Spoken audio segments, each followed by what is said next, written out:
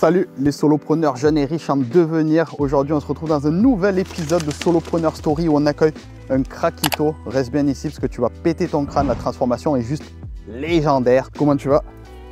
Super, et toi? Tranquillement. Donc, je te laisse te présenter tout simplement pour commencer. Qui es-tu et qu'est-ce que tu fais today?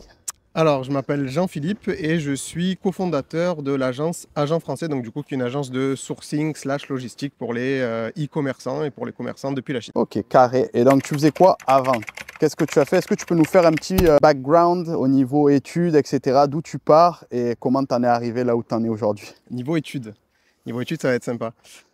J'ai pas fait beaucoup d'études, pour être honnête. Je me suis arrêté en troisième. Ok. L'école, c'était quelque chose qui n'était pas très enthousiasmant pour moi. Donc, au final, j'ai redoublé ma troisième pour essayer de me Carré. rediriger vers une voie professionnelle. Ok. Et donc, du coup, pendant mon année troisième, j'ai testé plusieurs métiers parce que je ne savais pas trop quoi faire. Et parmi les métiers que j'ai testés, donc j'ai testé de la bijouterie, du service, de la restauration et de la pâtisserie. J'ai eu la chance de pouvoir avoir un bon stage chez un très bon pâtissier. Et donc, du coup, franchement, ça m'a grave plu. Ouais. Et je me suis dit, tiens, pourquoi pas tester la pâtisserie? J'avais 15 ans, un truc comme ça à l'époque. Et donc, du coup, je suis parti en pâtisserie l'année d'après où j'ai commencé mon petit BEP CAP à Marseille, Ok. chez un des très bons pâtissiers de Marseille que les Marseillais connaissaient à l'époque. Voilà. Ok, excellent.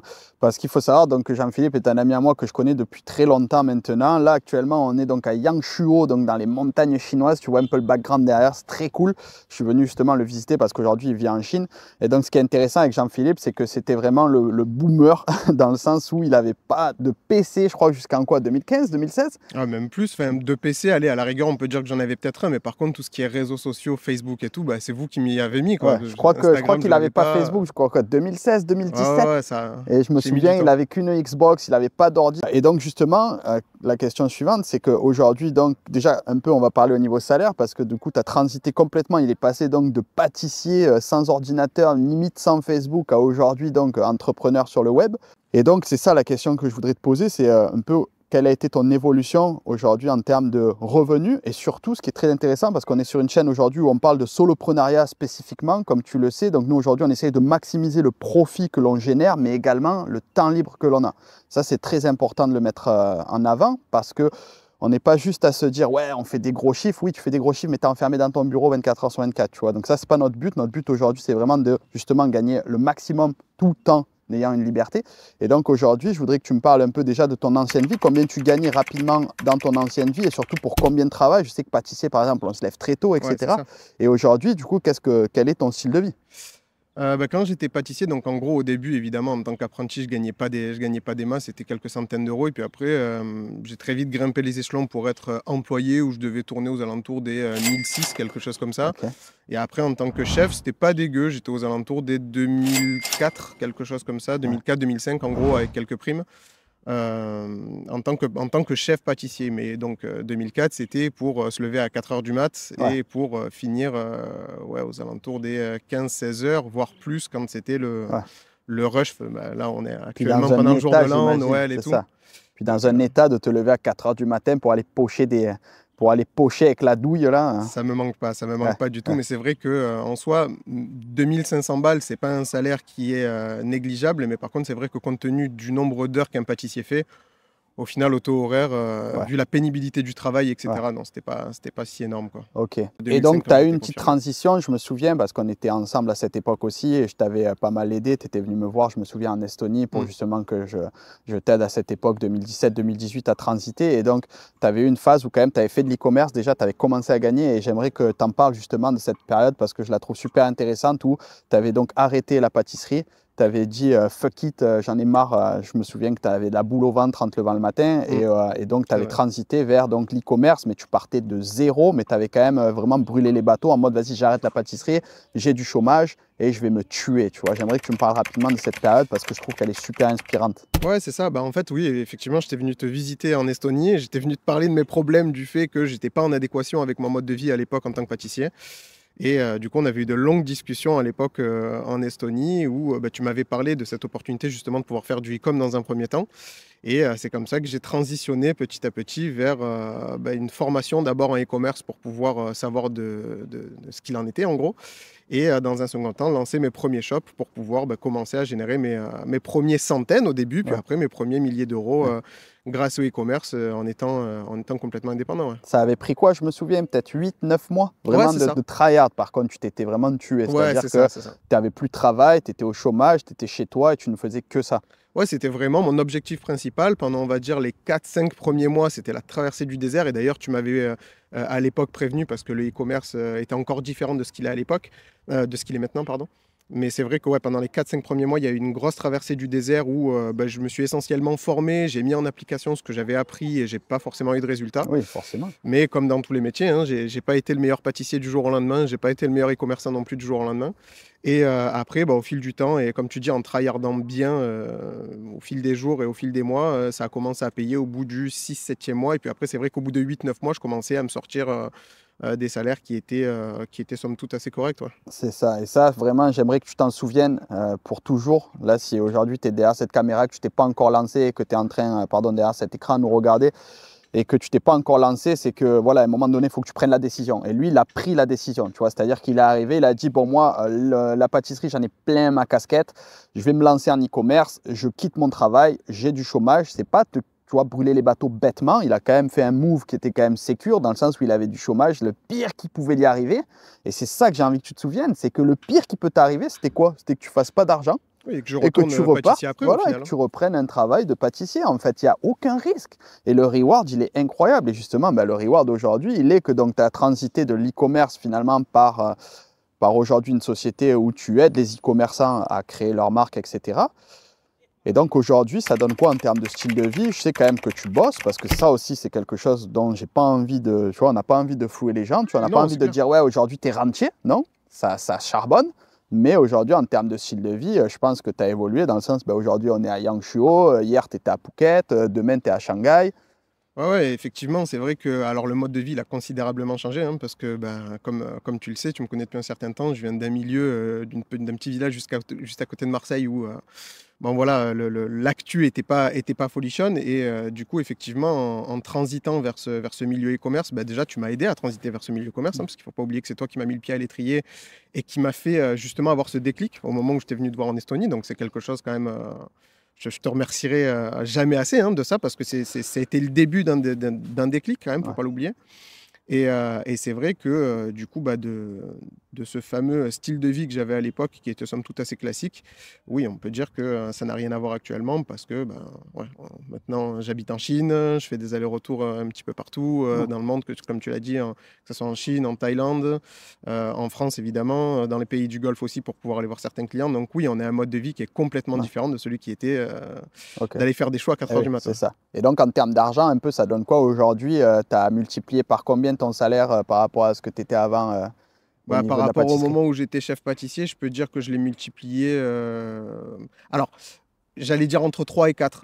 En fait, à l'époque où j'étais chef pâtissier, j'avais Ouais. un salaire. Ouais. Ok, j'étais salarié. C'est ça. Là, actuellement, j'ai ma propre boîte, donc du coup, c'est complètement différent. Je parle plus de chiffre d'affaires que de salaire à proprement parler. Mais oui, j'ai multiplié mon train de vie au moins par 3 Ouais. minimum. Et au niveau du chiffre d'affaires, oui, là, cette année, on va dépasser, on va peut-être toucher les 3 millions d'ici la Ouais. fin d'année de chiffre d'affaires. Donc, Ouais, c'est ça. Même si tu connais l'e-commerce, il y a beaucoup de charges, etc. Mais ça reste qu'aujourd'hui, en fait, l'entrepreneuriat n'a aucune foutue comparaison avec quoi que ce soit en termes de liberté que tu peux finalement dégager et surtout en termes de revenus. C'est-à-dire que c'est illimité dans le sens où c'est juste à la hauteur de ton travail et à la hauteur de ton ambition. Et après, c'est to the moon, tu vois, c'est jusqu'au c'est ciel. ça. Ça peut monter jusqu'au ciel. Sauf que nous, comme tu le sais aujourd'hui, on est quand même vraiment attiré par la liberté. Et donc, c'est ma question un peu, c'est quoi ta vision un peu là, sur 5 ans, si on devait te demander, voilà, dans 5 ans, si on devait te souhaiter le meilleur, qu'est-ce qu'on devrait te souhaiter? C'est quoi un peu ta vision pour la suite? Est-ce que justement, tu as touché peut-être quelque chose où tu t'es dit, là, pour le montant de travail que j'ai, est-ce que c'est quelque chose qui me convient ou est-ce que tu as envie d'aller chercher plus, quitte à travailler plus? Est-ce que tu as envie, tu vois, cette réglette un peu de temps revenu sur 5 ans, qu'est-ce que tu te vois faire du coup? Mmh. Déjà, je voulais rebondir sur le fait que effectivement, je pense qu'au début, il faut vraiment tryharder et que tous les formateurs qui disent que vous allez atteindre la liberté financière en travaillant 2 heures par jour, trouve que c'est quand même des grosses conneries. Voilà. La bonne Parce que flûte à bec. on l'entend, on l'a beaucoup entendu. Moi-même, j'ai des clients maintenant en tant que prestataire dans l'univers du e-commerce. Donc, du coup, j'ai que des clients e-commerçants Ouais. pour la quasi-majorité qui, eux, ont suivi des formations comme moi, j'avais pu le faire à l'époque et qui se fourvoient complètement en se disant, pour la grande majorité, ouais, c'est bon, je vais pouvoir travailler 2 heures par jour et me dégager des salaires à 5-10 000 balles par mois. Ouais. Non, la réalité, elle est tout autre. Comme dans tous les milieux, si tu veux performer, il faut que tu sois bon et il faut que tu te formes. Et ça prend un certain temps, ça prend une certaine énergie. Et donc, du coup, il faut bosser. Après, évidemment, tu peux, au fil du temps, ce qui a été le cas dans mes business e-commerce et ce qui est le cas maintenant même avec Agent Français, donc du coup, la structure qu'on a montée avec mon associé, essayer de se dégager de plus en plus de temps pour pouvoir sortir de ce fameux opérationnel, c'est-à-dire de ne pas être la tête dans le guidon à travailler tous les jours Ouais. et essayer de prendre un petit peu plus de hauteur pour pouvoir développer la société et donc du coup se dégager aussi du temps pour pouvoir avoir un train de vie qui correspond plus à ce qu'on recherche évidemment. Ouais, c'est-à-dire qu'à un moment donné, donc déjà pour revenir sur ce que tu as dit totalement, c'est-à-dire que ça, j'en reçois encore beaucoup et j'en vois encore beaucoup sur Internet qui te demandent c'est quoi la meilleure idée de business pour faire de l'argent, mais j'ai que 2 heures, j'ai 0 budget, Non, ça frérot. n'existe pas ça. À un moment donné, tu me demandes un business model pour devenir riche. Genre, j'avais vu passer un message récemment sur Threads ou alors sur TikTok, je sais plus, d'un mec qui demandait les gars, c'est quoi la meilleure idée de business pour faire 5K par mois? Mais par contre, je peux travailler que le week-end et j'ai 0 de budget à investir. Alors s'il le trouve, moi je suis chaud. Ah frérot, genre, personnellement, c'est pareil, tu vois. Mais à un moment donné, il faut ouvrir les yeux dans le monde dans lequel on est. Tu as 85, voire 10% du monde qui est à la dèche, qui travaille 35 heures semaine pour laver les carreaux d'un immeuble. Et toi, tu me demandes un petit business à 5K par mois, mais tu sais, sur le côté. J'ai pas tout mon temps. Attends, frérot, j'ai pas tout mon temps. Et puis j'ai 0 de budget aussi. Tu vois, j'ai pas envie de mettre d'argent. En plus de ça, on a même des contacts en commun qui se sont lancés en même temps que moi dans cet univers e-commerce. À l'époque où moi je faisais du e-com, où j'étais pas encore, où j'avais pas encore ma structure du coup d'agent, et qui ont justement essayé d'évoluer dans un milieu e-com en ayant ce mindset-là, c'est-à-dire en se disant tiens je vais essayer de me faire une petite rente mensuelle, mais en fait la réalité c'est que les mecs n'y arrivent pas, pas par manque de compétences, mais parce que à un moment donné, je pense que ouais voilà c'est un métier exactement comme dans tous les métiers. À un moment donné, tu travailles pas juste 2 heures par jour pour pouvoir performer et faire 5 à 10 cas par mois, c'est pas possible. Soit tu es boulanger, soit tu es e-commerçant, mais aujourd'hui te séparer et croire que tu as un side projet, non, tu pas un side projet. Tu peux avoir une vache à lait, dire ok, en ce moment j'ai ma vache à lait que je fais pour manger, et sur le côté, vraiment mettre toute ton attention à la moindre heure que tu as, tu la mets dans ton business qui est en fait qui a le potentiel de remplacer ton salaire, mais c'est comme ça, tu vois. J'aimerais terminer sur une métaphore qui m'a marqué récemment et que j'adore, c'est que ne lâche pas une liane avant d'en saisir une autre, sinon tu chutes dans le vide. Donc évidemment, je ne vais pas te dire d'abandonner ton taf, de ne plus avoir de revenus pour te lancer sur ton main project.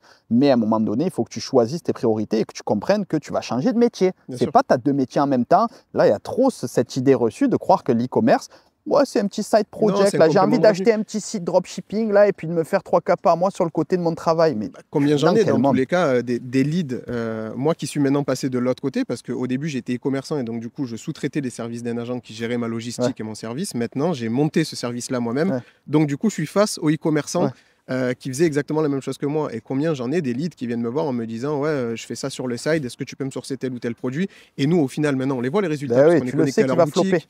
Évidemment on voit que les mecs ils font très petit chiffre d'affaires, qu'ils n'arrivent pas à décoller, etc. parce qu'il n'y a pas ce... Comment te dire, il n'y a pas cet engagement total, tu vois. C'est ça, c'est-à-dire que vraiment, si tu as une leçon à retenir, et d'ailleurs justement, je vais te poser la question dans un instant, mais pour moi, la leçon à retenir de tout ça, c'est que l'e-commerce, ou peu importe, e-commerce, faire des vidéos sur YouTube, etc., c'est un métier. Ça pouvait peut-être être une opportunité side project quand c'est arrivé sur le truc, tu vois, quand vraiment c'est sorti, quand tu mettais 5 € sur Facebook et tu faisais 4 ventes. Mais c'est terminé ça. Aujourd'hui, ça tryhard, frérot. Si tu veux faire de la thune en e-commerce, il faut que ça devienne ton obsession. Et tous les gens que j'ai vus autour de moi qui ont fait de l'argent en e-commerce, et moi y compris, je mangeais, je respirais, je pissais e-commerce. C'est la seule manière. Ce qui n'empêche pas, après, dans un second temps, une fois que tu as mis tous tes process en place, de pouvoir, une fois de plus, te sortir un peu de l'opérationnel et de pouvoir avoir un train de vie qui correspond plus à ce que tu recherches, on va dire entre guillemets au début, à savoir être libre. Alors déjà, de ton emplacement, ça c'est évident, mais surtout un petit peu plus de ton temps. Mais dans un premier temps, c'est comme dans Voilà. tous les métiers. Donc, comme tryhard tu le d'abord. dis, donc toi, pour 5 ans, c'est ça, c'est maximiser le profit tout en déléguant pour en fait arriver à cette espèce d'équilibre où tu as vraiment ton temps, quand même beaucoup plus de Ouais, temps, c'est ça. Là, moins on de va dire, stress et le maximum de revenus. bah là, on va dire dans les 2 à 3 prochaines années, le but, ça va être vraiment de développer encore plus la structure. Bah là, tu sais, du coup, tu es passé à Shenzhen, donc tu sais qu'on est en train de changer d'entrepôt pour pouvoir Voilà. prendre encore un entrepôt plus grand cette année. Donc il faut savoir que Jean-Philippe aujourd'hui, il est plus tout à fait solopreneur parce que la définition de solopreneur, c'est plus un entrepreneur avec quelques freelance qui fait son argent. Aujourd'hui, toi, tu as quand même des employés maintenant. Oui, ouais, Voilà. maintenant, nous, on est 18, donc du coup, Voilà. la structure a bien C'est grandi ça. depuis le début. Mais par contre, l'idée pour suivre un petit peu ce que tu disais au début, c'était déjà dans les 2-3 prochaines années de pouvoir consolider la structure qu'on a déjà montée depuis 5 ans et de pouvoir continuer à l'agrandir. Et vraiment sur, on va dire, une vision 5 ans, de pouvoir pérenniser tout ça et de pouvoir se sortir de l'opérationnel pour pouvoir se dégager plus de Bien temps. sûr. Mais encore une fois, ça aura pris du coup, parce que vous avez lancé cette structure, c'était qu'en 2000, Fin 2018, fin début 2000, 2019. voilà. Ouais. Donc ça fait déjà 4-5 ans que vous charbonnez et tu m'as parlé de 3-4 ans pour vraiment être sorti de l'opérationnel. Ouais, ouais. Voilà, il n'y a pas de secret. 5 à 10 ans. Il y a 5 à 10 ans de charbon pour arriver à un système qui paye bien et dans lequel tu n'es pas complètement au centre et où tu peux avoir ton temps libre. Donc voilà. J'aimerais terminer sur du coup ton meilleur conseil. Quel est ton meilleur conseil pour quelqu'un qui serait derrière son écran aujourd'hui, qui verrait cette interview et qui voudrait lui aussi se lancer, lui aussi être à Yangshuo, pourquoi pas un jour faire Noël. Sois le bienvenu. Voilà, qu'est-ce que tu lui conseillerais vraiment, la chose principale que tu lui conseillerais de faire pour pouvoir atteindre ce résultat? C'est une bonne question, j'y avais pas pensé, mais il y a un truc qui me vient à l'idée là, parce que c'est quelque chose que j'arrête pas de rabâcher à l'heure actuelle à mes proches. Travailler fort, on l'entend partout. Évidemment, il faut try hard si tu veux des résultats, il faut travailler plus que le voisin, ça c'est évident. Mais par contre, il y a quelque chose qu'on ne dit pas assez, c'est de travailler smart. Pourquoi je dis ça? Parce que les gens souvent s'obstinent tête baissée à vouloir travailler comme des fous, mais ils travaillent pas smart, ils travaillent pas intelligemment. Et pour moi, si tu vas avoir des résultats que tes concurrents n'ont pas, ou que même tes concurrents ont, c'est travailler fort, mais surtout travailler intelligemment et faire ce que ne font pas les autres. Il y a une époque, en e-commerce, il fallait copier les gens pour pouvoir avoir un résultat. Ouais. Là, de nos jours, je pense que si tu fais différemment des autres, si tu arrives à te différencier des autres et si tu arrives à travailler intelligemment, tu vas pouvoir avoir bien plus de résultats que celui qui va juste copier tout le monde bêtement et qui va travailler genre 15 heures par jour. Ouais. Donc Ouais. je pense que c'est vraiment le conseil Top. numéro 1. Travaillez smart, différenciez-vous, faites ce qui n'a pas encore été fait et vous aurez des résultats. Voilà, sans parler de réinventer la roue, parce que l'e-commerce reste l'e-commerce. Oui, bien sûr. Mais à un moment donné, c'est clair, je suis d'accord avec toi, qu'à un moment donné, il y a certaines industries où copier suffisait. Et ça, c'est de moins en moins vrai, à moins évidemment des nouvelles opportunités qui peuvent arriver plus tard. C'est-à-dire à l'heure où on fait cette vidéo, évidemment, on est dans l'e-commerce, on est dans encore les créations de vidéos sur YouTube, sur TikTok.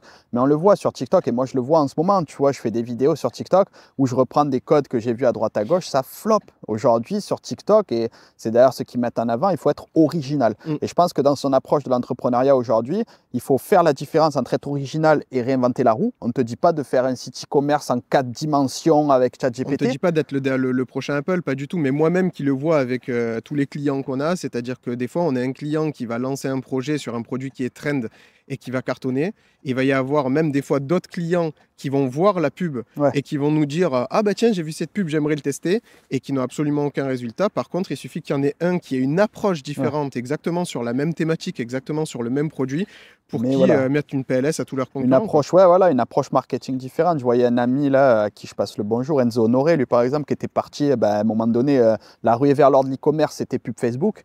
Puis lui, il a complètement basculé aujourd'hui en SEO, SEA, donc sur Google. Et il cartonne parce que justement, tout le monde était focus sur Facebook à se péter les dents avec les bannissements de comptes, etc. et les enchères qui augmentent.